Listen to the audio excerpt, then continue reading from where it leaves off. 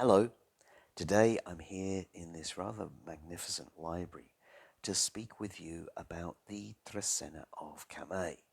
So, in the last few videos, I have been drawing some attention to the movements of the Trecenas and their role or their purpose within the Popol Vuh. And so we've gone through the Ishbalam Trecena, then we went through the Kej Trecena, Ishbalam Kej, the name of one of the hero twins. We then go through the Arpu or Hunarpu Trecena, the name of the second hero twin. So we've got the two twins there. Now, it is said that their grandmother had a cornstalk in the house, and if the corn dried up, then it meant that they were dead, and if it started to sprout, they'd come back to life. And so maybe the Achtrasena, which we're finishing today on this day 13 can, represents exactly that cornstalk, and it is followed by the Kame Trasena. Now, the Lord's Kame, these are the villains of the story, as it were. These are the ones who are setting the challenges, the somehow insurmountable tasks for the hero twins in Shibala, in the place of the frights, the place of the fears. And so they are given these tasks in the underworld.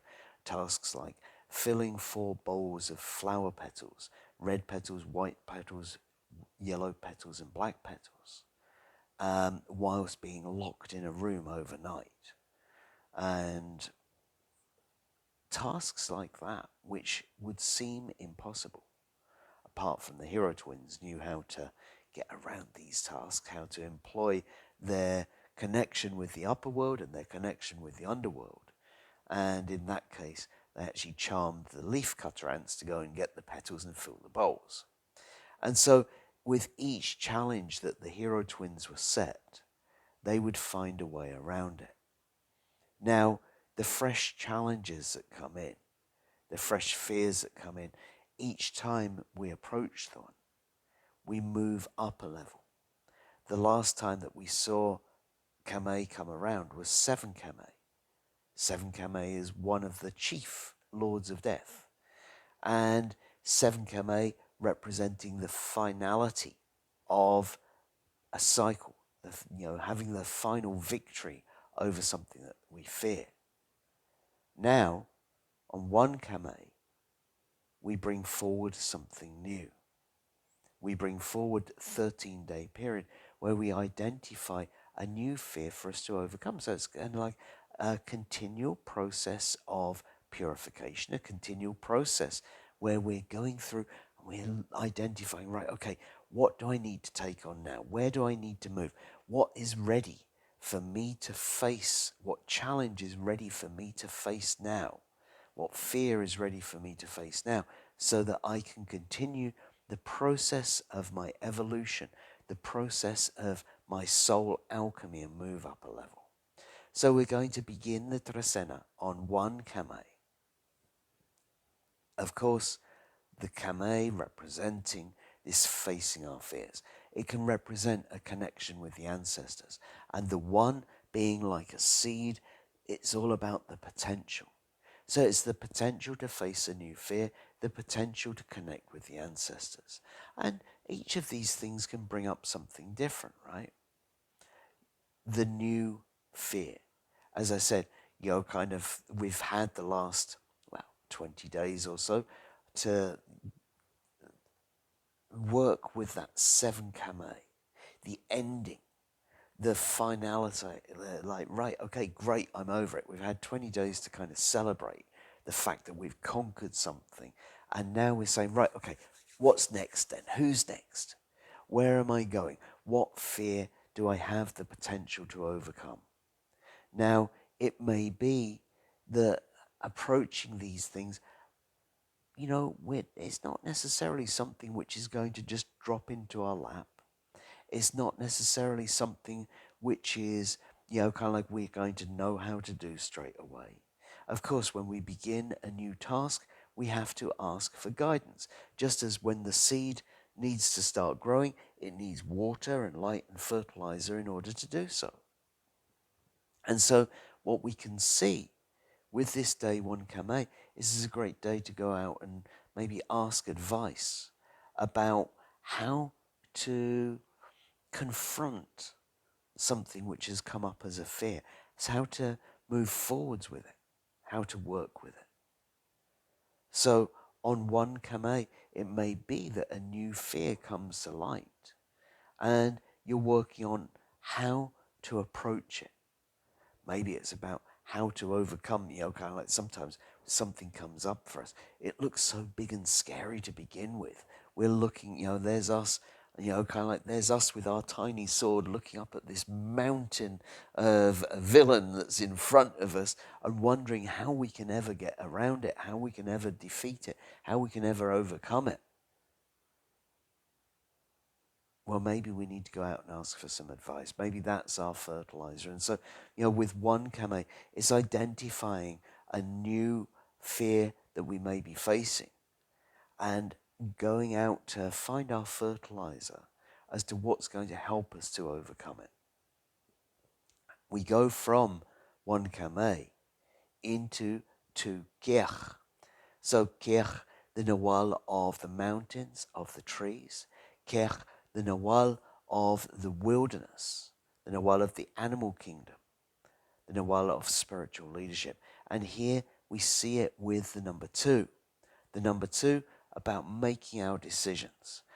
The number two about seeing things in a polarized way, where it might be one or it might be zero. There is nothing in between. It is either that side or it's that side. And then we could see that as choosing our sides. But we could also see that when we connect it with the wilderness, this could be kind of like understanding how to make those decisions, how to make those choices. Kej brings us the answers through being in the wilderness. It brings us the energy through the connection that we have with the wilderness. And so if we are trying to understand how to face this fear, how to face this new challenge, then perhaps to Kej would suggest going into the wilderness to get some very clear answers, to really understand there is the one, there is the zero. Okay, so we can understand which way to go and draw our strength by connecting with the wilderness. So, Kej days, well, every day is a great day to take a walk in nature, really, but Kej days especially, if we're looking for the solution to a problem, if we're looking for the understanding of where to draw the strength to overcome the challenge that one Kame brings in, then two Kej suggests going to the wilderness in order to do it. From two Kej, we're then going to move into three Anil. Again, we could see this as a strengthening day. Anil can often be seen as a day of great brightness, a day of the receiving of the fruits of our labor, the day when we're going to go to harvest something because Anil has ripened it. And so Anil, often a joyful day, often a day where we're going to, receive in that. But here we see it connected with the number three. Now, the number three maybe doesn't always run smoothly on the outside because the focus of the three is with the inner world. And this is suggesting for best results on a 3-day, it's about applying our focus to the inner world rather than to the outer world. And so, as such with that, this is about looking for the brilliance within. This is about looking for the ripeness within you. And so coming back to the understanding that we're following this thread of how do we face this new challenge? If we're trying to face it using external ripeness, using the external joys or whatever it might be, using the external abundance, then we might find that to be quite challenging on that day 3 Anil. 3 Anil is asking us to look inside of ourselves for the resources that we already hold. Now, as we've gone through that cycle of the Tresenas, as we've gone through that cycle of ripening, what I see is it's helped us to ripen within. And I feel that on the day Tz'ikin Anil, it's really about looking within us for our own creativity to understand how much we already contain the abundance, how much we already contain the light that we need to overcome our challenges. From Tz'ikin Anil, we're then going into 4 Toch. So Toch, always a day of giving. Toch, always a day to be making our offerings, to be making our payments, to be resolving any debts that we might be holding. And here, combined with the number 4, representing the material plane of existence, representing, kind of like any material debts. So this is a day to be going through those folders in your office or wherever it might be, and really kind of like making sure that all of your debts are settled, making sure that anything that is outstanding is paid off, particularly here in the material realm.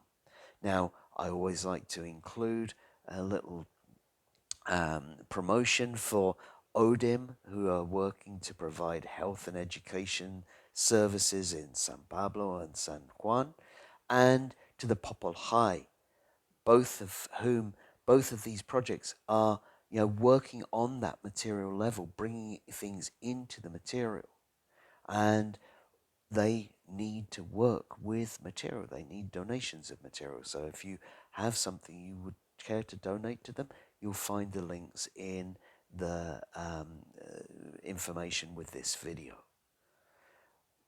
It is a day for going out and physically using our energy to redress the balance.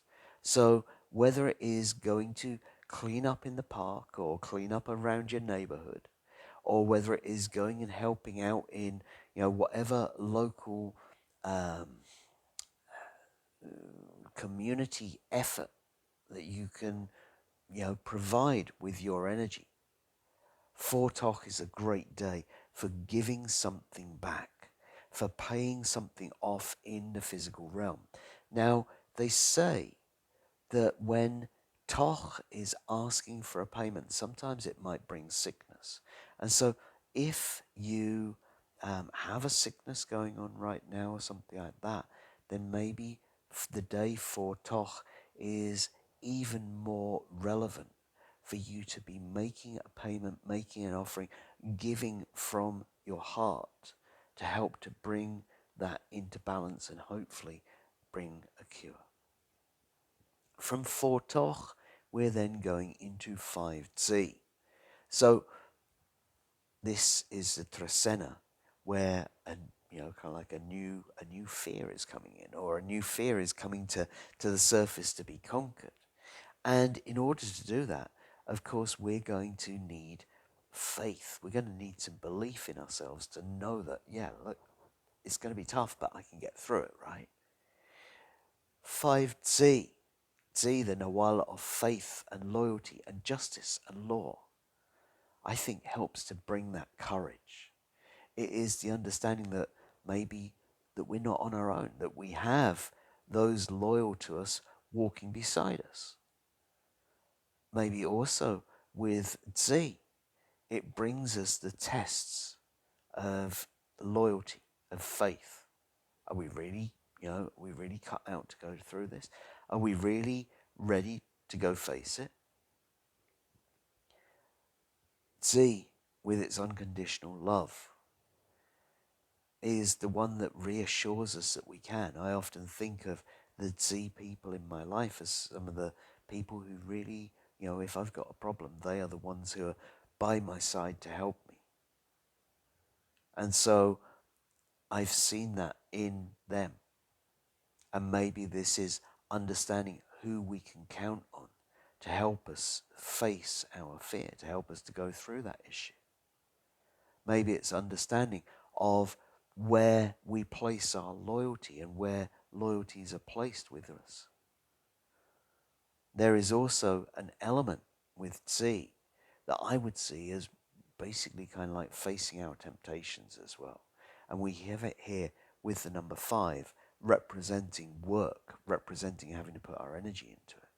And so it's a day to be putting our energy into where we place our loyalty, making sure that our bonds with our community, with our friends, with our family, making sure that we put some effort into them, making sure that we put some work into them. Because the loyalty that others show to us, we need to reciprocate that loyalty. It's time to, give something back again. And so the opportunity to put some work into those who are loyal to us, into those who we are loyal to, our friends, our family, our community, our loved ones, unconditionally loving them. And, the number 5 representing that is, this is where we need to put some effort, where we need to put some work. And so it's a great day to be working on that bonding, a great day to be working on, well, also maybe legal matters should they come up. From 5Tz'i, we then move into 6 bats. So, 6 bats, one of the very, very fruitful days of the calendar, I would say.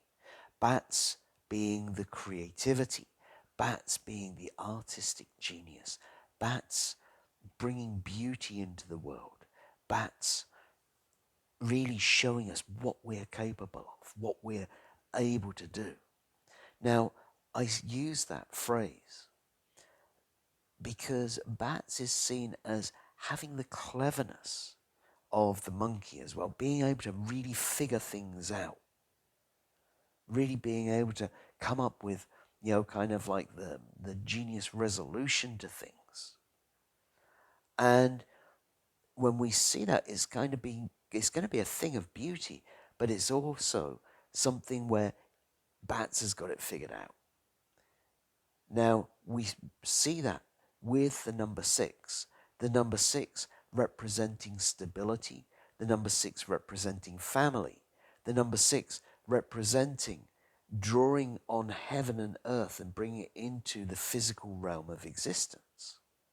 And what I would see with that is that this is somewhere where Bats is really bringing in a very, very stable thing of beauty, a very stable, clever idea into this world. And what are we going through? We're going through this Trecena of challenge. And here's Bats coming and saying, look, this is the way that we can figure it out. They say that monkeys are one of the few animals that are able to not just use tools, but fashion tools in order to carry out a task. They're coming up with this, this way of doing things. And for me, 6 bats is going to be exactly one of those days where we put our ingenuity together with the connection from heaven and earth. We manifest it into the physical plane, and we come up with this, this smart, beautiful solution to overcome our fears. We can also see it as a highly creative day. If you're working on a creative project, then 6 bats is a day to call on heaven and earth and bring that into the physical realm. So certainly, kind of like whatever your medium might be, 6 bats is a day to grab your pencil, your pen, your camera, or whatever it might be, and go out and work on that project, because you're likely to have the support of heaven and earth into it. From 6 bats, we then go into 7 Er. 7 Er, the end of the road. 7 Er, the end of the journey. 7 Er is, for me, I think I've probably related before, but if this is one of the first videos that you've listened to, maybe you haven't heard this story. I had a very interesting connection with 7 Er the first time that I went to El Mirador. The reason why I had that connection was because I first read about El Mirador in 1994. This is this jungle site, or this temple site, right in the north of Guatemala that takes 2 days to walk to. It's a wonderful adventure to go on. And there I was in 2016, 22 years after I'd first read about it, standing on top of La Danta, one of the biggest pyramids by volume that the Maya ever built, standing there looking out over this vast expanse of jungle, realizing that I had come to the end of a 22-year journey and I was standing on top of the pyramid. Now, interestingly enough, in 2021, although I didn't actually really kind of like aim for it to be like that, I was actually on top of that pyramid on the day 7th. Yeah, I've gone back to that pyramid. I've made that journey 4 times now, and thinking about a 5th one next year. So 7th, I totally saw on that day as the journey that takes us to the top of the pyramid. Now, it was the end of the journey. I've achieved my goal. I've reached the peak. But where am I going from there? Well, that is all laid out in front of me. Because from that peak, from the top of that pyramid, you can see Calakmul off in the distance. You can see Nakbe. You can see La Florida. You can see Najdun. You can see all of these other pyramid sites, like islands just coming up from the sea, which is just made up of jungle, sea of trees. And so this shows us the other part of 7th, which is when you've come to the end of the journey, it is then your time to assess where you're going next. Because the end of the road is, kind of like where we're going to make our decision as to which path we want to take next. And for me, this is very much what 7th is all about. And so you may find on 7th, you are coming to the end of the road or something. You are finishing a journey in the middle of this transformation Trecena, in the middle of this transformation, this Trecena of death, as it were, coming to the end of the road with something. It's time to transform it. But from that vantage point, it's showing you what are the best paths to take. And so don't be surprised if on that day you come to the end of the road or something, but now you're looking at it and say, right, okay, so my options are there, or there. Now, when we're choosing that road, we're now at the vantage point, which is showing us those good ones. But we also have to choose. There is no kind of like waiting. We're not waiting for a big finger from the sky to come and show us, choose that one over there. It's saying, right, okay, it's up to you. I'm showing you your best path, your best course of action right now. But it's up to you to take it. And so 7th, it's, if you are coming up to, like the end of the road, if you are coming to the end of something, it's like say, right, okay, where next then? What's out there? And take a look around to see what are your best options now. Because it's about choosing your new path, that new path which will come up 20 days later. From 7th, we're then going into 8th, a celebration of home and community. The Nawal of the staff. The Nawal of leadership. The Nawal on which we celebrate the harmony in our home, the harmony in our community.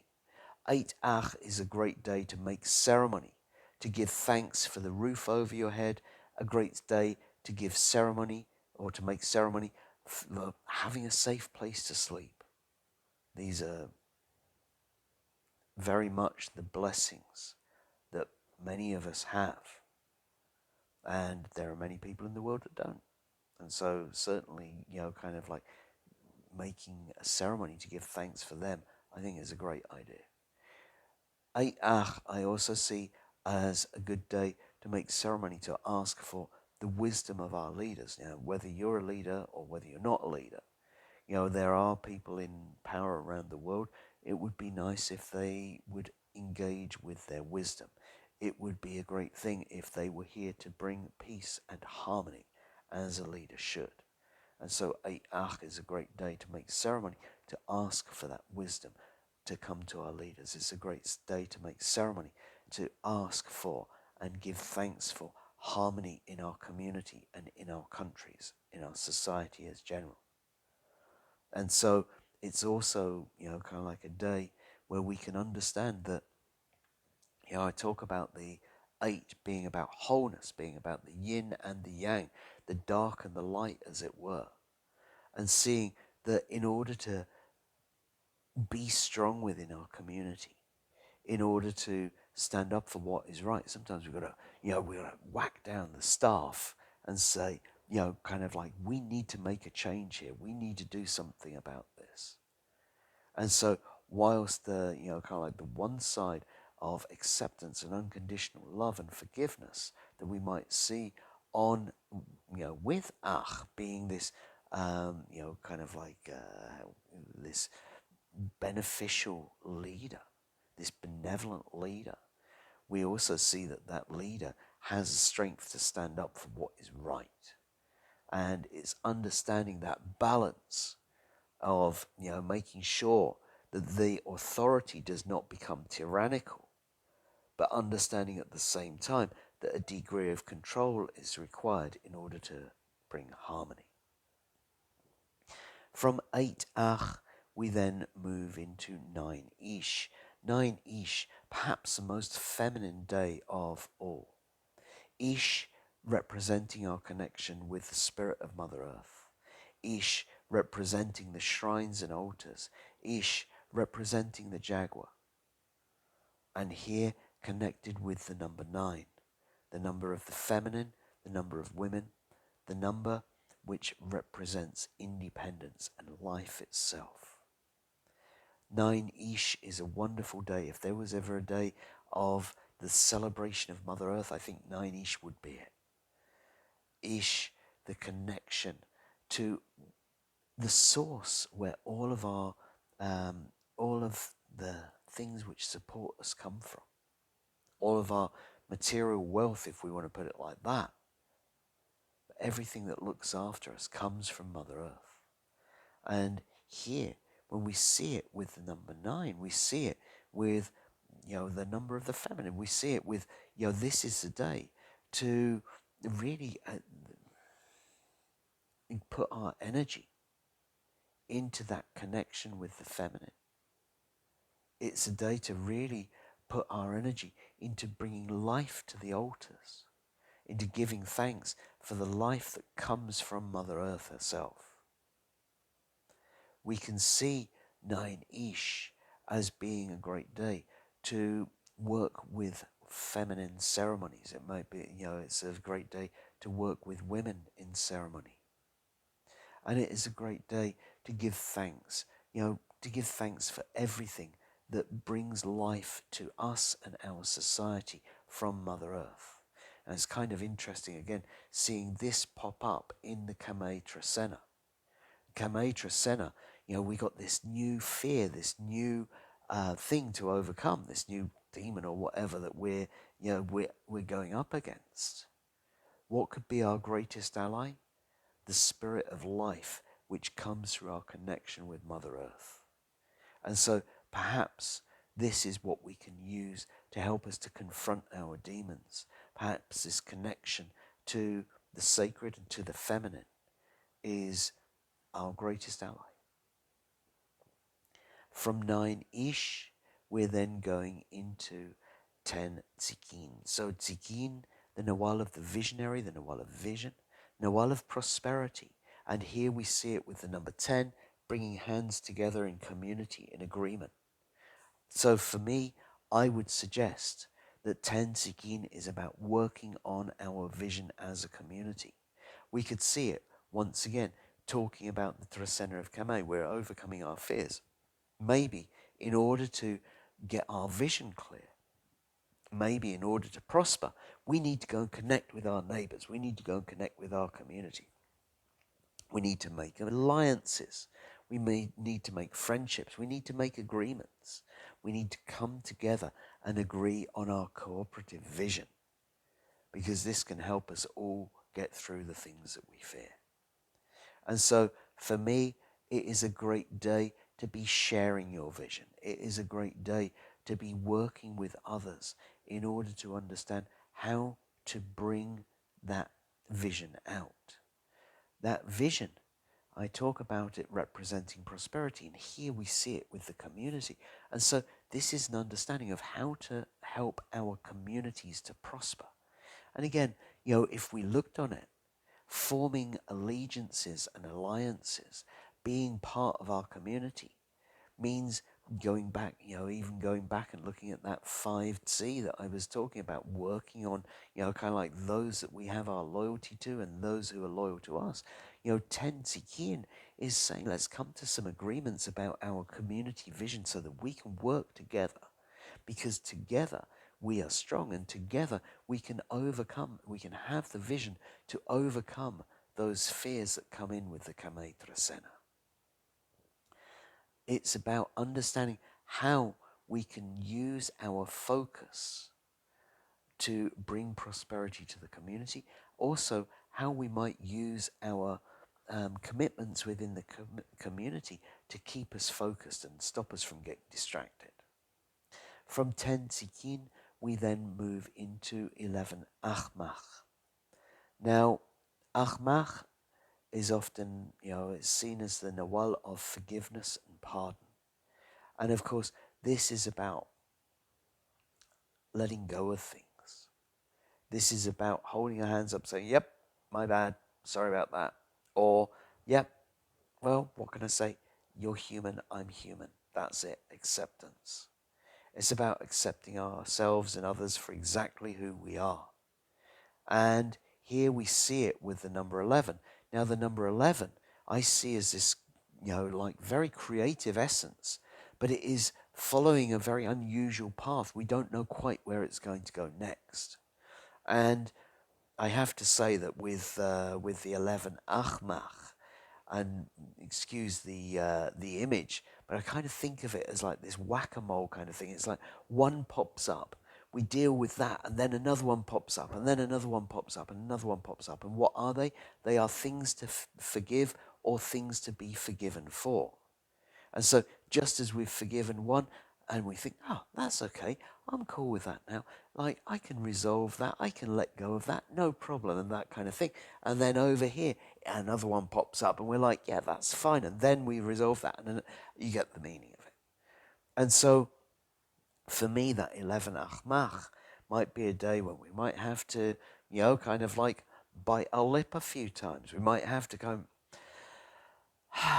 okay, yep, now that's happened, or whatever. Now, Ajmak is also known for its playful humanness. Yes, it is about forgiveness. Yes, it is about redemption. But there's also something about it where it is saying, remember, we're all human. Do human things.